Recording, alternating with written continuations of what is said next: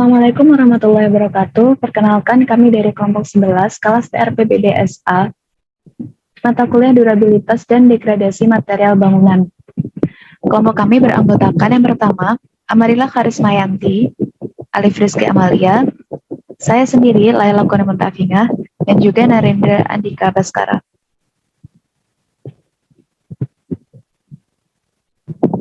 Pada mata kuliah kali ini, kami akan mempelajari mengenai degradasi material beton. Jadi, secara umum, mekanisme deteriorasi diakibatkan oleh penurunan kinerja, di mana kinerja tersebut dapat berubah seiring waktu. Dan jika struktur tersebut mengalami deteriorasi, maka dibutuhkan perbaikan untuk memulihkan kinerja struktur dengan tetap mempertahankan keamanannya. Akan tetapi, jika dalam mendesain sebuah bangunan, seorang desain struktur maupun arsitek tidak mempertimbangkan aspek durabilitas, akibatnya akan menyebabkan kegagalan dan terjadi perawatan yang tidak terprediksi, serta seringnya perbaikan dengan biaya yang tinggi. Untuk itu, dalam mendesain, aspek durabilitas harus dipertimbangkan. Harus mempertimbangkan perilaku material serta komponen struktur untuk waktu yang panjang, sehingga struktur yang dibangun akan memiliki long service life dan tidak memerlukan biaya besar dalam perbaikan struktur nantinya.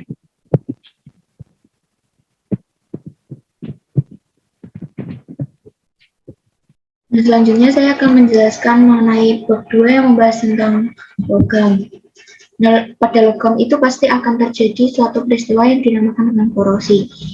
Nah, korosi sendiri itu dapat didefinisikan sebagai degradasi atau kerusakan logam akibat interaksi kimia dengan lingkungan. Korosi sendiri itu dapat dibedakan menjadi dua. Yang pertama yaitu reaksi langsung senyawa korosif dengan logam, dan yang kedua yaitu korosi yang terjadi melalui air yang ada di permukaan logam. Untuk tipe-tipe korosi itu ada dua, yaitu korosi seragam dan korosi lokal. Untuk korosi seragam itu dapat terjadi karena logam dipengaruhi secara homogen di permukaan dan letak reaksi anodik dan katodik tersebar merata di permukaan logam. Laju korosi seragam biasanya rendah dan dapat diprediksi. Nah, untuk korosi seragam itu merupakan bentuk korosi yang paling umum terjadi. Lalu selanjutnya ada korosi lokal. Korosi lokal sendiri itu disebabkan oleh ketidakhomogenan logam atau lingkungan. Ketidakhomogenan ini dapat terjadi pada tingkat skala mikro, namun mereka juga dapat terjadi pada tingkat skala makro. Misalnya ketika logam bersentuhan dengan logam lain, atau ketika logam itu diangin-anginkan dan sebagian dari logam tersebut tidak diangin-anginkan. Ciri korosi lokal itu adalah adanya situs anodik yang tepat. Untuk korosi lokal sendiri itu terdapat beberapa jenis. Yang pertama itu ada korosi galvanik. Nah, untuk korosi galvanik ini dapat terjadi ketika dua logam itu bersentuhan satu sama lain sehingga akan ada perbedaan potensial di antara mereka. Nah, untuk korosi galvanik ini contoh kasusnya adalah seng yang kontak langsung dengan tembaga. Nah, dari tembaganya ini merupakan logam yang bersifat kurang reaktif. Yang selanjutnya yaitu ada korosi intergranular. Korosi ini disebabkan oleh struktur mikro yang kurang menguntungkan. Selanjutnya ada korosi lubang. Korosi lubang ini merupakan jenis kerusakan yang sangat terlokalisasi, di mana lubang berkembang dengan diameter yang umumnya lebih kecil dibandingkan dengan kedalamannya. Nah, fenomena ini tuh dapat terjadi karena disebabkan oleh pori-pori pada lapisan yang melindungi logam dari korosi. Selanjutnya ada korosi celah. Untuk korosi celah sendiri itu memiliki mekanisme yang mirip dengan korosi lubang. Nah, seperti namanya, korosi ini terjadi di celah-celah.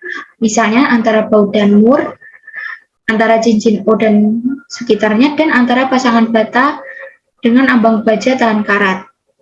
Selanjutnya ada korosi filiform. Korosi ini dapat terjadi pada baja berlapis dan aluminium. Selanjutnya ada korosi biologis. Korosi biologis ini dapat disebabkan oleh organisme yang berkembang biak di permukaan logam. Lalu ada korosi erosi atau korosi kavitasi. Jadi korosi ini dapat terjadi pada air yang mengalir, terutama di lokasi yang memiliki turbulensi yang parah. Contohnya pada pembatas atau tikungan. Lalu ada korosi retak. Nah, korosi retak ini merupakan korosi yang sangat umum terjadi hampir di semua logam konstruksi. Selanjutnya ada korosi lelah. Nah, korosi lelah ini dapat terjadi ketika logam itu mengalami pembebanan dinamis. Dan yang terakhir itu ada korosi fretting. Untuk korosi ini tuh dapat memperparah korosi retak lelah secara substansial. Nah, hal ini dapat terjadi karena permukaan logam yang bergerak saling bersentuhan. Untuk korosi itu dapat dicegah dengan cara perlindungan logam. Dari perlindungan logam itu ada 4 metode, yaitu dengan pelapisan organik, pelapis anorganik, lapisan logam, dan perlindungan katodik dan anodik. Baiklah, untuk selanjutnya adalah beton.